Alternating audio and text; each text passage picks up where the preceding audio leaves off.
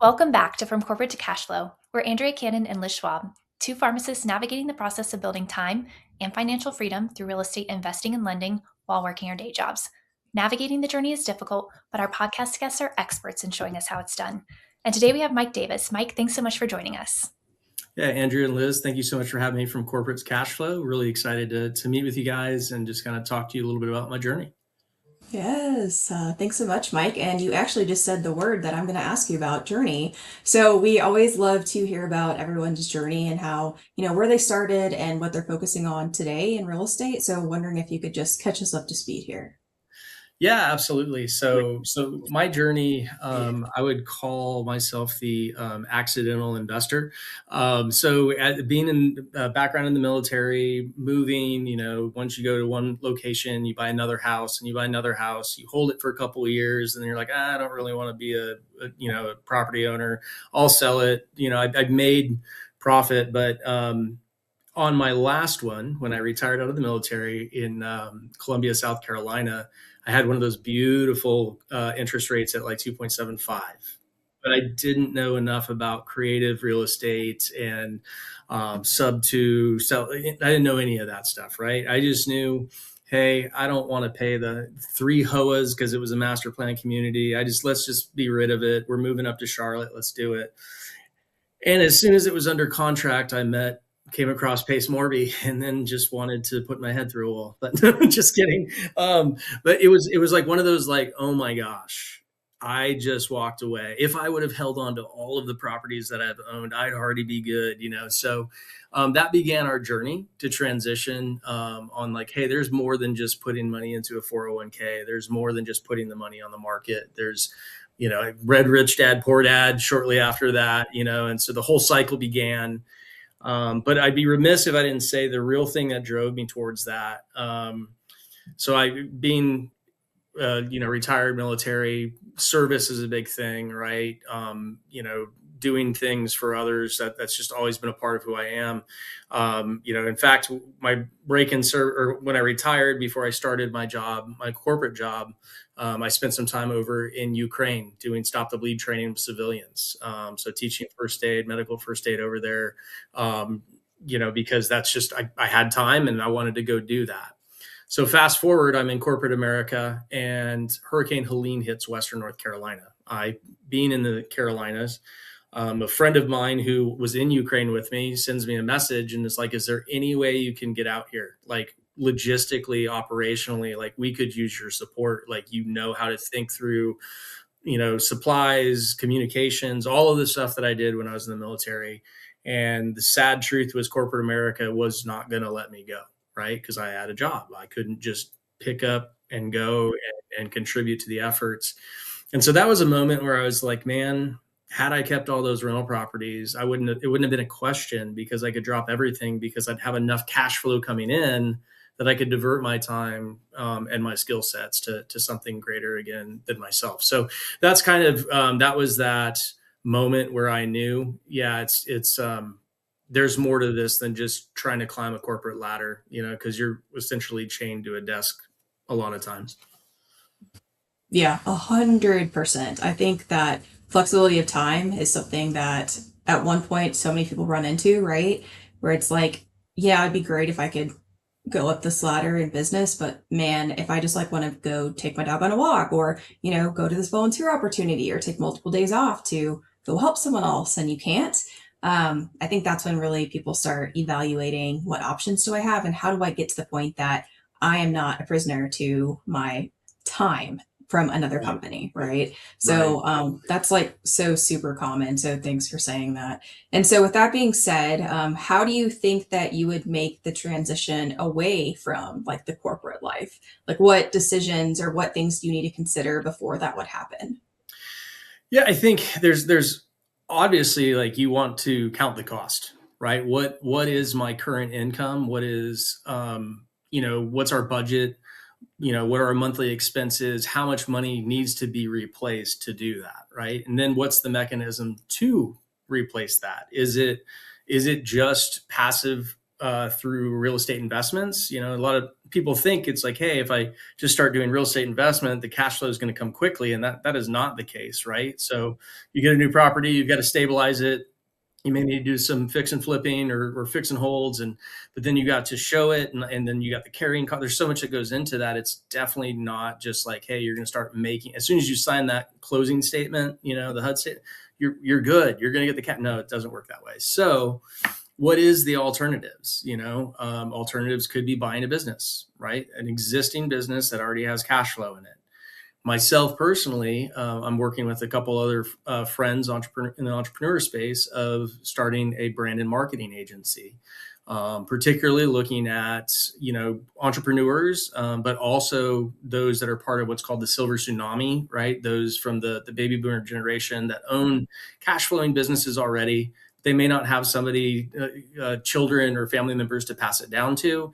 They may not understand that they could just sell it outright. So they think they just have to shut down shop, right? And there's a lot of those businesses out there. And a lot of times they've run the same way they have. It's always made cash flow. So to sell it, here it is, go ahead. But they may need a refresh in their marketing plan. They may not have caught up to the information age where, social media marketing and digital marketing, the importance of understanding the right channels to actually market through. Those are things that we want to help these new business owners help refresh their existing companies that they purchase. So, and I know that sounds like, okay, well, didn't you just create yourself another job? Not necessarily, right? Anytime you start something new, there's going to be sweat equity you have to put into it. There's going to be time you want to put your time into it because you want to build it and codify the processes and the procedures and how it operates and make sure that your clients are taken care of. But the goal is eventually you do then just own the business and you start backing off of it because you've created those systems and there's policies and procedures and operational guidelines so that it runs itself. So it's I guess it's the ebb and flow of entrepreneurship. Yeah, it's funny you say that because I can think of quite a few people actually that have acquired businesses that were, really long standing, but the owners were getting older and they wanted to either shut down shop or, get rid of the business. And people step in and they're like, oh, it's all word of mouth. I have no marketing. And then the new owners are like, what? Right. And so I think it's such a huge opportunity because I think there's a big gap in like those longstanding businesses and all the new technology that we have and social media and AI, just opportunities to appropriately market these to the right people. So I think that's like a super great avenue to go down. And then in addition to your marketing agency, is there anything more specifically within real estate that you're focusing on? Yeah. So for my wife, Rachel, and I, for us, again, she's former service member as well. We really do care about community, culture, and giving back. And we live in one of the hottest growing metros in the country. We're just south of Charlotte. We're across the state line in Fort Mill, South Carolina, but we can be in uptown Charlotte in 14 miles, depending on traffic, anywhere from 25 minutes to an hour. Just depends. But Charlotte is projected to double in size between 2040 and 2045. We're currently just shy of 800,000 people in the metro. Anytime there's that type of explosive growth, there's a couple things that happen. Gentrification, right? Okay, we can buy up cheap properties, push out the people that live there currently, but then where do those people go? Because the new stuff that's being built is already outpricing the people that already live here, let alone those that are in the low to moderate income categories.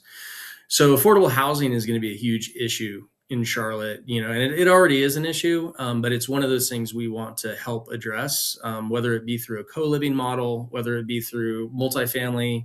I think really ground up construction is probably going to be the better route to go. So we are also looking at it from a public-private partnership and investor relationship model, not just, like, hey, let's go find all the nonprofits for their master lease agreements and just find some properties and slap it on it and call it done. We want to be really treating it like an ecosystem, so that it's sustainable, right? Because sometimes nonprofits will go too hard in pain on relying on government grants and this and that. And then they become beholden to what does it take to keep the lights on and they forget their mission, but then investors could go too far the other way. Like, hey, we're going to turn, an 18% cash on cash return, and we're going to have a 25% boost in equity after 5 years, and then we're going to exit it. Well, if you built it into a model for affordable housing and you exit it, who takes it over? Will they maintain it as affordable housing, or are they going to kick everybody else back out? And now 5 years. So that's the type of stuff we want to prevent. So we're trying to be really mindful of how we approach this, and try to put the right pieces in place to build a sustainable model here in Charlotte. So that's our goal, and it's a longer term vision. We have a goal to get 4 properties this year locked in, but that's our longer term goal, is to just grow that over time here in Charlotte. That's awesome. And you guys, it sounds like you have also been investigating models that are working in other areas of the country as well, with some other groups. Is that correct? Yeah. So, we have a community member, Chino Montez, See the Unseen Foundation. That's his organization, but he's an individual that has a heart for the homeless, and particularly veteran homelessness. He puts together teams. They actually go into the tunnels in Las Vegas to find the homeless that need help, and offers them help. And he has the co-living model. That's really kind of his main focus. But those that he houses through his co-living model, he gives them opportunity to rehabilitate. If they're a veteran, he will personally drive them to the veterans hospital, get them enrolled in veteran healthcare, start seeing what benefits they're eligible for. And then he starts teaching people that live within his co-living houses how to do wholesaling for real estate investment. He gives them a skill so that they can actually start making an income for themselves and get on their feet, and then move out of the need for an affordable co-living model, and transition back into society. So that's just one model right there. There's a lot of others out there. I know the Brewers, they've got properties, I believe, up in Wisconsin, but they're doing multi-families, and then they are finding the nonprofits that have master lease agreements to help for affordable housing. So it's definitely a big need, and there are people that are doing it. And we don't want to reinvent the wheel, but we definitely want to make sure that what we do here in Charlotte works in the culture of Charlotte, but it's also proofed out in other areas across the country. I love that. And I love the theme of impact investing, because there's a lot of different ways to make money, right? But when it impacts your community in such a positive way, that makes it extra special. And so I love the intentionality behind what you guys are talking about right now. That's really special. Yeah, absolutely. It's where we live. It's, we want to see this place continue to thrive and not just go downhill, right? So getting ahead of it earlier than later is the way to go about that. Yeah, that's awesome. And we didn't mention this at the beginning, but I probably should have. We had your wife on here earlier, a very early episode. So maybe about 40 episodes ago at this point in time, which is kind of crazy to even say that. But Yeah. it's awesome to have you on here now as well to kind of complement that. So, thinking about your marketing agency, what made you actually start the marketing agency? I know we identified some of the problems, but I know that those problems are out there, and I'm not starting a marketing agency. Do you have a background in that? How did that kind of come up for you? Yeah, absolutely. So, my background in the military, I did what's called psychological operations. And, a lot of times people think there was the movie The Men Who Stare at Goats with, George Clooney years ago. That was about early PSYOP stuff. And then there's, been a lot of other things like, oh, it's psychological warfare, which it is part how it's disseminated. It could be psychological warfare, but all that to be said, it sounds scary. Really, all it is it's changing behavior. That's all it is. It's literally like, okay, we have these strategic objectives that we need to happen, and there's currently roadblocks in place. Who are the right people or audience that can help change that behavior to create conditions that are favorable to the objectives we're trying to achieve? Now, we don't, in the Department of Defense, it's not done to United States citizens. It's only towards foreign audiences, but it's not because we're choosing to do that. It's that country has asked us to come partner with them in a what we would call a foreign internal defense, a FID environment, and to help them achieve their strategic objectives. And if they're an ally of ours, obviously we're aligned, and so therefore if they achieve their objectives, it supports our objectives as well. So all that to be said, it's marketing at its finest. It's literally like, we got this thing we want people to buy into. So we're going to put together this proposal on how we're going to tell them they should probably buy into this thing or do this behavior and all of that. And how we're reaching you is we've actually done analysis on what you like, dislike, what channels you listen to. Is it TV? Is it radio? Is it newsletters, all those types of things. So you're really evaluating an audience and saying, is this the right audience to respond to my call to action? That's all it is. So, all of that's in my background. I've always loved marketing. I've never done it as a civilian, but our approach in PsyOp is very different than what I've seen in kind of what I don't know, I don't want to call it spastic marketing, but in the rise of digital marketing and influencers and all of this, it's just like, just put content out, put content out, put content out. Hopefully something will stick. Whereas my background is like, no, let's put the right content out that's directed at the right people who have the ability to act in the way you need them to, so that you achieve the results you desire. Like that like it should make sense. It should be holistic, and you do the strategy work up front. And if you have a strong strategy and you've dialed in that audience, well, now I just go find the creatives, which I have found in Trevor Hicks and John Rodriguez. All right, now we're going to develop the content, and we already have the strategy on how the content should go, what channels. So now just develop the content, and we execute. And with AI and automations, the execution will get easier over time. But that's what led me into it. I have a background in it, and as I've gotten into this entrepreneurial community where we're encouraged to leverage social media, I've seen people do it. And I've seen people kind of like, I'm doing it, but I don't know what it's doing, So I'm like, all right, well, I think I can take my skill set I already have and help with that. So, yeah. Yeah, that's super cool. I mean, obviously we always think about like how we're influenced, but like when you describe it, how do you like what are you watching? And like do you pay attention to newsletters? And it's funny to think about that people are watching those things, but it also makes sense that that's how information is delivered and how they get information on you. And I also think it's funny that you said like in the age of influencers and people just posting all the time, 100%, where I'm like, oh my gosh, this is a lot. It's like sometimes I wish people just calm down and just like make something that's meaningful to me rather than just like mass producing content.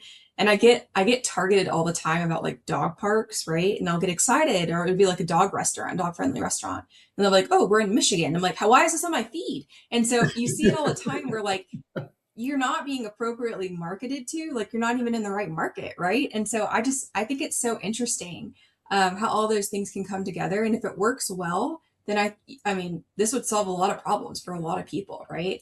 And the reverse of that is I think people just throwing stuff out there, like you said, right? And like hoping that it sticks. Yeah. And then I think it almost has the reverse effect where you're like, well, let's just get off social media so I can avoid all these people talking at me, right? So it's such an interesting psychological manner that you mentioned before. So I think that's so cool. And I would love to follow up and see the success that you've had and how you're monitoring the effects of all the marketing that you're doing. I'm glad you brought that up, because the monitoring is the important part. And there's different mentalities when it comes to the success of a marketing campaign. Is it engagement or is it conversion? Now, if you're a business owner, conversion is what matters, right? So if you're looking to contract an ad agency or a marketing agency, I would look in the fine print and determine what are the KPIs that I'm trying to get out of this. Now there's no crystal ball, there's no perfect marketing plan. It's an art form as much as it is science, but you do need to have some sort of probability ratio of getting somebody to their revenue goals, right? It can't just be like, oh, but we increased your engagement by 200,000 clicks and likes and views, this and that. Great. What did it? Yeah. But it didn't put more money in my pocket. So did we really achieve what we wanted to? So that's what I'm trying to go after. Not to say that I'm sure that's what everybody says they're going after, but I know a lot of people that are sales professionals that don't like marketeers because of that very reason. Yeah. Yeah. It's hard to see the outcome sometimes, right? Yep. So very interesting. Absolutely.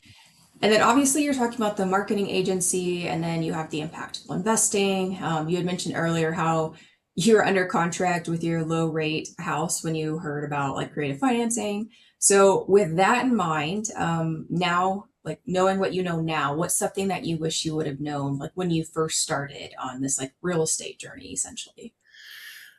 Honestly, just the need to find the right alignment with the right people. But that's one of those things where I, you may think you might have found the right people, right? And then you start working with them and you're like, nope, that didn't work out, right? Like this is, Yep. so um, I don't know that if I could go back, there is something I could change, to be honest with you. And because that's part of the journey is learning along the way, I just, Yeah.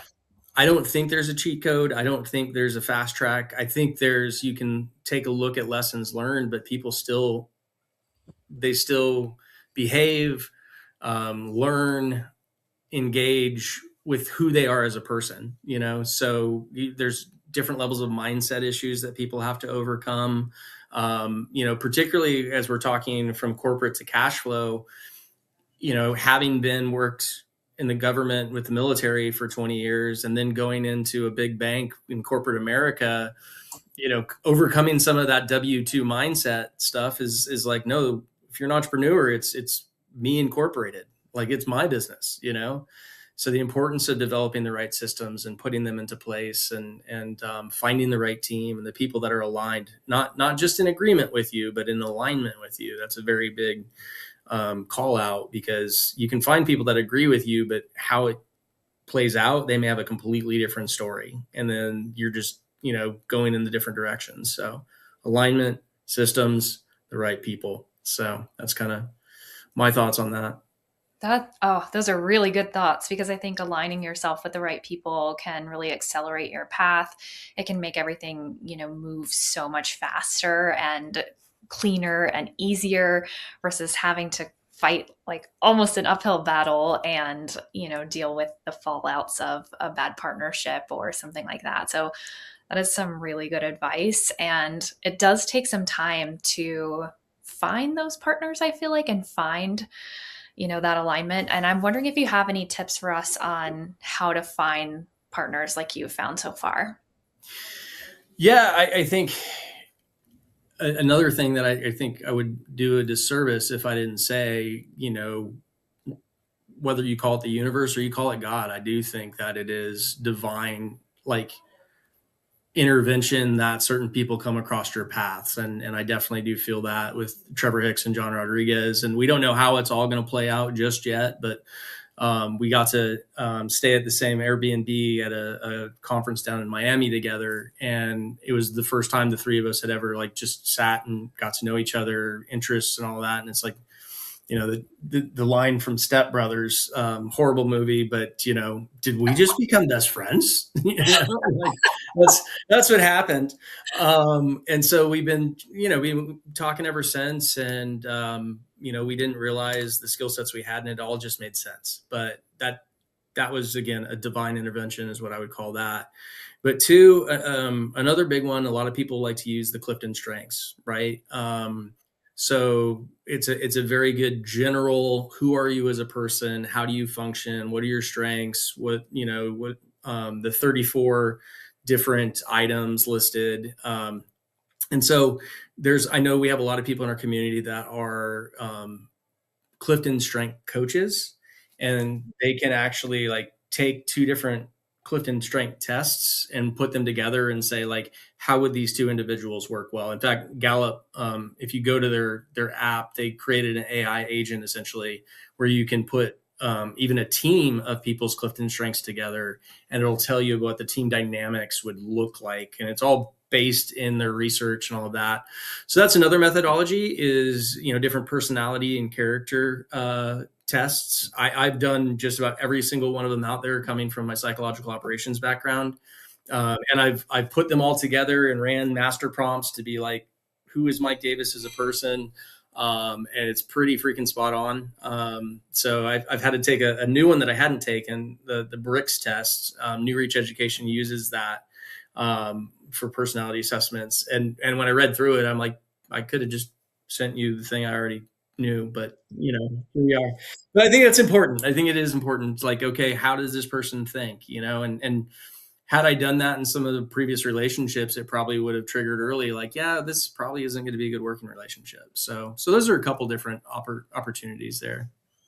Yeah, those are great pieces of advice, and I think it's not always, like you said, people that agree with you, because you can have two people that are very, very similar, but you're going to have the same strengths and the same weaknesses, right? And so that doesn't necessarily help out. And so I think you're highlighting, complementing strengths and using those tests and all of that is a really, really good idea and a very systematic approach too. It's not even necessarily like a let me see how this feels type of a vibe. Like I really like that approach because I think it's more black and white and you'll be able to see a lot of success from that. So thank you for sharing that. Now I'm thinking about the Mike Davis that was in the military and he was probably told what to do all the time or most of the time. Maybe you're telling people what to do some of the time too, but either way, it's probably a black and white path, versus the Mike Davis as becoming an entrepreneur. And those things are pretty different. And so, can you tell me a little bit about the habits and routines that you've developed along the way to be successful and productive and keep going towards your goals? Yeah. So I'm glad you actually asked that question, Andrea, because it's been asked to me before. And I think that's one of those misconceptions I think that people have about service members that, here's your job, this is what you do. And you march left, right, formations at this time and that time. And all those things are true. They really are. But when it comes down to, so I got my start in the Army as airborne infantry. I was with the 82nd Airborne. One of the first things they teach you is you need to understand what people are doing 2 levels up above you. The infantry's job is to, meet the enemy, close and destroy them. That's what we are trained to do. But that also means that you need to know the person's job 2 levels up, because if something happens, you don't know when you're going to be in charge. Like you could be in charge in one contact, in one ambush, right? So we had to understand everything about communications and how to load the ComSec communication security into the radios and how to load frequencies and know which frequency to use. We had to understand how to call in artillery. Like we had to understand life-saving skills. So we had to understand the medical stuff, weapons systems. Like, so there's so many different things you have to know. Oh, and then you have to understand different classes of supply. Hey, we're out of ammunition, so we need this class of supply. We need, so you have to understand logistics and commander's intent. Ultimately, what are we trying to achieve? How do we achieve it? What should we use? Based off of this terrain, we're going to use this formation. So I know that's a lot. And those that are fellow veterans that spend time, they're going to love this because it's going to bring them back.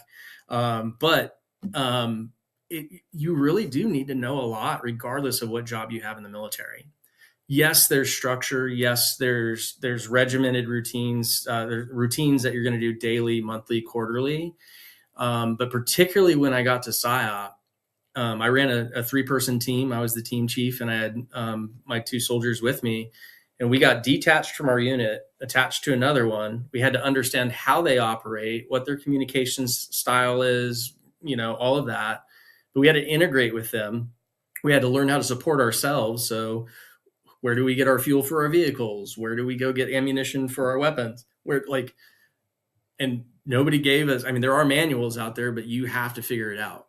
So if you're going to operate in a small team like that on the battlefield, you have to be able to think ahead of just like, oh, I'm moving from A going to B, so I do all these things. So all that to be said, the hardest part has actually been, what's the routine to make sure that I'm systematizing what I need to do for the marketing agency, right? Like I'm so used to the routine being established, thinking about what needs to happen and how to develop the system, all of that. My brain already thinks like that. But then it's like, oh crap, now I control the schedule. So prioritizing it. So yeah, I that's a long way to say, like, it's now like it's me incorporated. So now it's up to me to put the regimented system in place, you know? So yeah, that's been the biggest pivot, I think, going into the entrepreneurial space. Yeah, it certainly sounds like your time in the military definitely served you well, though.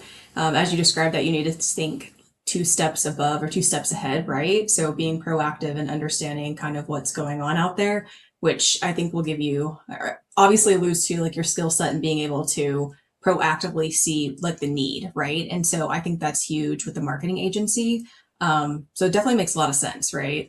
And I was just pivoting a little bit, wondering if because there's so many people that are either in the military or recently, got out. They've completed their term or whatever what's the correct word there? Not term. What's their No, actually, I mean, term of service. So yeah, Okay, there we go. Okay, yeah. thank you. I'm wondering if you could give a piece of advice, maybe specifically to those that are either in now or just finished, right, out of the military, for a journey on financial independence. So, like, if you had to give someone a 30-second bit of advice, what would it be? Yeah. First, understand where you want to move to, what it's going to cost, and how much basic income you need to replace to do that. That's number one. Number two, what existing skill set do you have that you can translate into a meaningful skill set into civilian employment, right? So, I mean, airborne infantry, I couldn't be like, yeah, I jumped out of planes and kicked doors in. And so, like, can I run your learning strategy? Like, what? I don't understand. So, can you pull out is operations management, project management, logistical supply chain, all like learn how to convert the skill sets you learned in the military into the civilian sector, and then network. And that's regardless of transition out of the military or you've been riffed from corporate America. Mhm. Your network is what's going to keep you solvent. It's what's going to help find your next role or the next pivot that you have to do, right? So that would be my biggest one. And I've actually worked with an organization called Four Block. They helped me when I was being retired transition into corporate America. And then in turn, I was a career readiness coach with the organization, helping service members transitioning out with their resumes, interviewing skills, how to build a network, realistic job offers, realistic, like, oh, you think that skill set's worth that much, but I can tell you right now, market says no. So all those types of things. Yeah. No, it's so needed, right? The transition from military life, or I guess even the corporate life, to not that. So that's good that there are resources to fill that. So I'm sure that's very meaningful to have that resource. And then the other thing that I wanted to ask you about was your networking. So it's funny because growing up, everyone always says, what, networking's so important. And you're like, yeah, yeah, whatever. And you push it away, especially if you're introverted. You don't want to hear that. But then as you continue your life journey, you realize, it is important. What everyone said was very true. So I'm curious, how do you go about networking or what's your strategy for that? Yeah. So I take a couple different approaches, right? Like, so if it's, when the Creative Nation tour came to Charlotte and we helped host that, and there was like 400, 500 people there, all entrepreneurs, lenders, property acquisition, dispo, whatever. That's like light networking, right? That's like, let me get that speed networking, find out, do we have alignment? Is there something that we should continue the conversation? So it's pleasantries, but like a little bit of prying, right? But then when you get into a particular like network, we'll say if you're in a local RIA, go to find out who are actually doing the thing. Ask for some of their time. Ask them to take them out for coffee or meet for lunch or something so that you can drill down a little bit more. But you're going to somebody that's already proven that they've done the thing, right? You want to surround yourself with the people that are doing the thing you want to do. But you also want to make sure that you have something that you want to be like, tell me all your secrets, and I'm going to waste your time and do nothing with it, right? Like, you need to figure out a way to bridge to where it makes sense to even have the conversation in the first place, right? So if it's an initial one and you want to see what that is, like, set up a 15-minute conversation or 10 minutes. Hey, do you have 10 minutes of your time? Most people, if they know you're circling the orbit of what they're doing, they'll take 10 minutes. And then that determines, hey, do we need a follow-up call from there? The higher level, I'll step back, and this goes back to my background in the military as well, is when we were trying to identify target audiences or trying to figure out how to influence things on the battlefield that we wanted, we would do what was called a center of gravity analysis. So what are the overlapping networks? And so, you can think of it as a Venn diagram, but where's the biggest concentration for something we're trying to, so like the contractor does all of the remodels in the area. So they're connected to a bunch of plumbers and electricians and all the different tradespeople, and they're also connected to this bank. So you try to find where's all the overlap, and that's the center of gravity that you push on. That's the center of gravity where things actually can happen. So it's trying to figure out what are the centers of gravity within the networks that you want to navigate. So like, who are the top capital raisers and who are they connected to that have done co-living? Well, let's go talk to that capital raiser and that co-living person. Maybe we can get some ideas and we can do something together, so that's a more of a higher level, like me nerding out and being who I am as a person. But it is very strategic for a reason, right? I don't want to waste people's times, and I don't want my time wasted. So I want to make sure, like, hey, this is the right person to talk to for this very reason. Is they're at that nucleus, at that center of gravity for what I'm trying to achieve. Or I may have something that they need that I'm like, could go reach out to them about. So that is like the most unique approach to networking that I think I've ever heard, but I absolutely love it.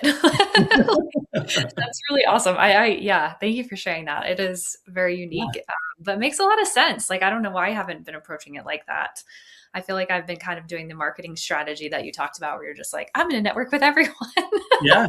Liz is laughing because she's like, that is true. Yeah, so I'm learning a lot on this podcast. Really appreciate it. Oh my goodness. Well, we talked a lot about impact investing, which I really appreciate, because obviously it's not all just about, making money for you, but Liz and I also want to have fun at the same time. So we both are interested in traveling and getting outside and, exploring the outdoors, doing all those things while we're investing and having fun along the way. And so just curious if you have any upcoming bucket list travel that you're hoping to accomplish in the next couple of years to share with the audience.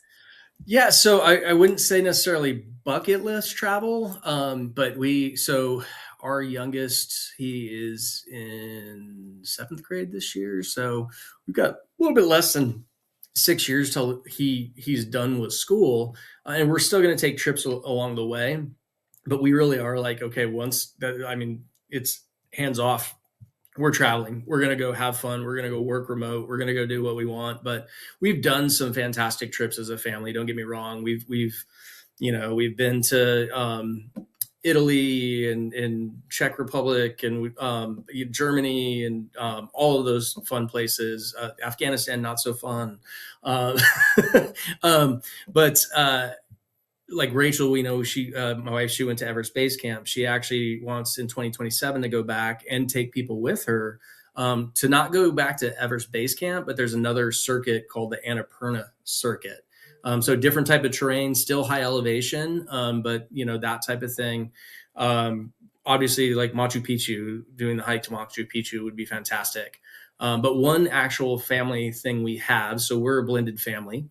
And we determined that when each of our children graduate, we will do a one-on-one trip with them where they want to go.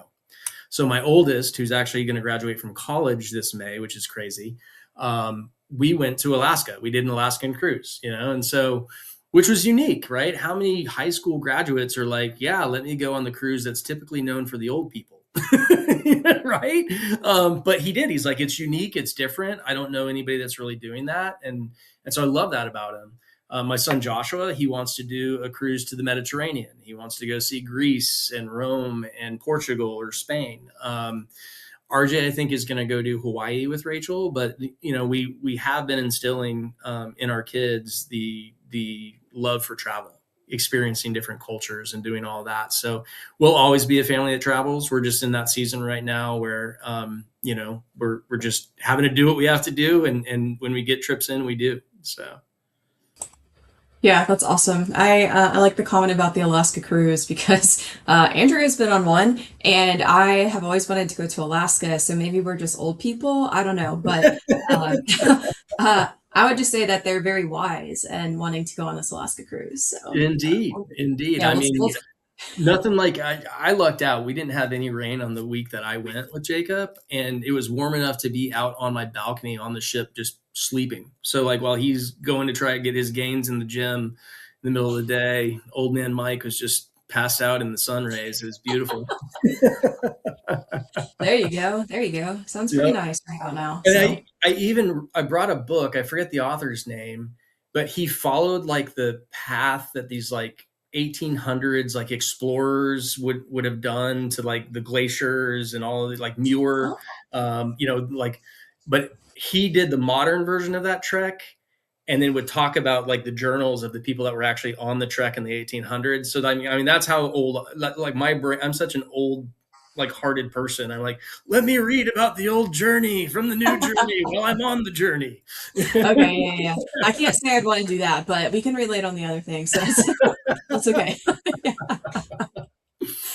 All right, Mike. So, your marketing agency, I'm just a little unclear, and that's my bad. Is this something that's currently up and running? Or are you still in the process of having it be finally completed?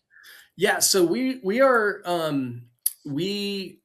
up. We have our website anchorandstaff.com. We do have some edits we have to do, going back to um, you know just the entrepreneur life is what it is, and sometimes you walk into things, you're like, this is the best thing ever, and then you have to take a pause. And so we did have to take a pause and kind of readdress some things, and so that's where we're at. But we're really dialing in like what are our tiered pricing models, what are our offerings as we're getting started, because I mean there's a million different things you can offer, but we want to make sure that we are offering what we can deliver now. And Mhm. so we are doing intakes. We are refining our intake process. We have I have my strategy based off of years of doing what I did in the military, as well as people that I've studied and things like that. So I've kind of pieced together an approach that's fairly unique compared to other agencies. I'm actually working with an individual I met out at the Squad Up Summit event in Denver. As soon as I told him my methodology and my background, he's like a genius when it comes to AI and automations. And he's like, I'm going to help you because I'm very intrigued about how you go about doing this. I've never Mhm. heard anybody talk about this type of approach. And I want to help you do that in a way that's like the leading edge of the way marketing is going in the AI race, I would say. So yeah, we are up and running.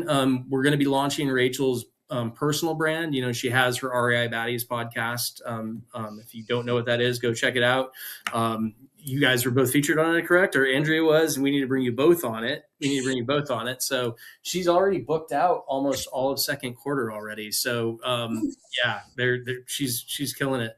But Rachel's got so many different experiences in life, and her experience in talent acquisition, the veteran hiring space, nonprofit space, a woman in leadership, a female veteran. So she really is going to start reaching out to corporate America to go speak, background in sales as well, but to speak about being a woman in leadership, being a female Mhm. veteran, the importance of hiring veterans and the skill sets that they bring to the team. And some of them are not the things that can be codified on a resume. It's just about their character and how they show up and their work ethic. And as well to promote her book. So she's essentially going to we're going to launch her through Anchor and Staff, her personal brand. So that in the next month or so, we should have her up and running. But we are definitely taking intakes with people. We're proofing our models. So, we're definitely willing to work with people on pricing and all of that while we codify our approach and all of that and go to market. We're willing to help people with that. Perfect. I love advocating for Rachel too. Man, you did a good job doing that. It's nice. I like to hear that. So what, I know you gave the website name, but what is the best way that someone could get in contact with you if they are interested about your marketing agency? Yeah, hello at anchorandstaff.com. And that's spelled out AND. So anchorandstaff.com. So hello at anchor and staff. My bad. Perfect. Thank you. Yep. I love that. Well, thank you so much for coming on this episode of From Corporate to Cashflow. We have really learned a lot today, and I really like your approach to a lot of different things, the marketing piece, the way that you're doing your investing, their networking. There's so much that I have learned today. It's been really, really interesting for us to get to know more about you and about your approaches to everything. And I'm so excited to see all of your success that I know is coming this year. And we're definitely going to have you back on in the future to learn more about that, if that's okay with you. No, Andrea, Liz, this has been great. And I'd love to come back on and just give you guys updates on how things have progressed. And, because I know there's things we talked about and there's things that none of us have any idea that's on the roadmap for 2026. Right. So it's always good to catch up and see each other's journeys. Absolutely. Well, thank you once again. We really appreciate it. And thank you everyone else for listening to this week's episode of From Corporate to Cashflow. We will catch you next week. Hey, it's Andrea. Thanks so much for listening to this episode. If you liked it, I'd love it if you hit subscribe. Thanks so much.